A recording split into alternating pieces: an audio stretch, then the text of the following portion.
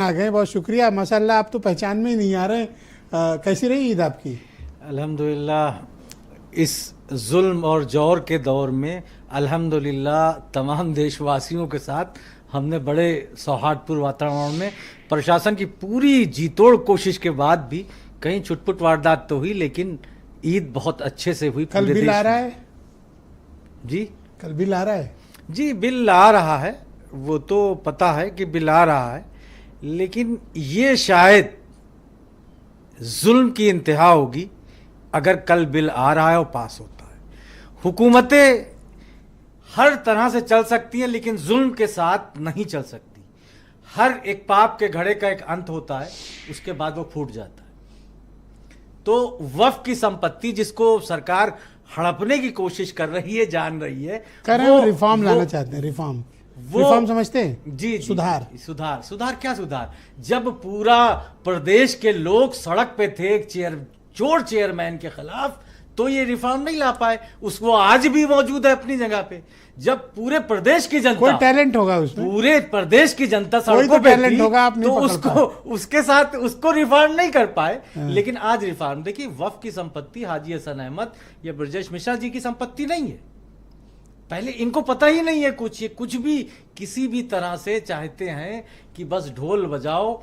अब जब सवाल ये, वक्फ की संपत्ति, ये संपत्ति का वारिस हैं, इन्हीं लावारिस समझ के जितने कब्जे करने थे कर लिए।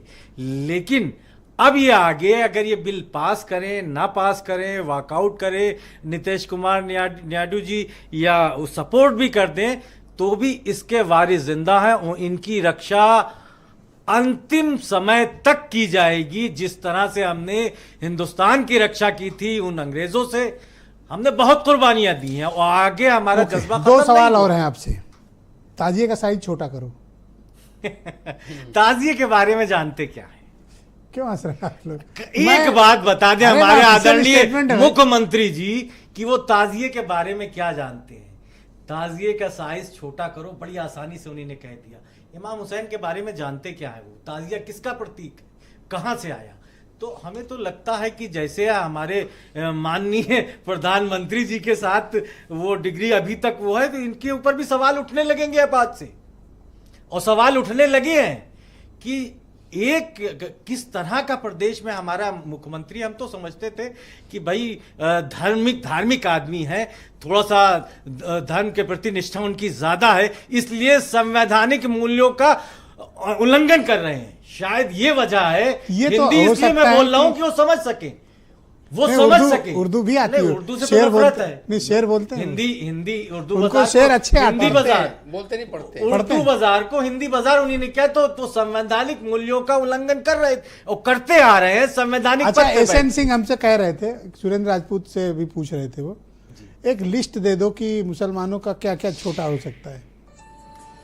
भाई देखिए, इनको डिटेंशन सेंटर बता दें वो कि बन गए, तैयार हुए कि नहीं, और कब जाना है।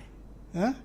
जो डिटेंशन सेंटर बनाए जा रहे थे। अच्छा, वो टाइट कर रहे हैं, आप लोग टाइट हुए कि नहीं हुए? टाइट क्या, देखिए आज तक अशरफ लोगों ने तो देखो हो गए टाइट। खुदाई का दावा किया, बड़े बड़े फिरौन और यजीद आए अशरफ और चले गए। वो Thank यजीद you. जो ताजिए के इमाम हुसैन का दुश्मन था, वो नेस्तनाबूद हो गया, मिट गया। बहुत उसकी शुक्रिया नस्ल का आपका। पता वीरेन नहीं। जी भी हमारे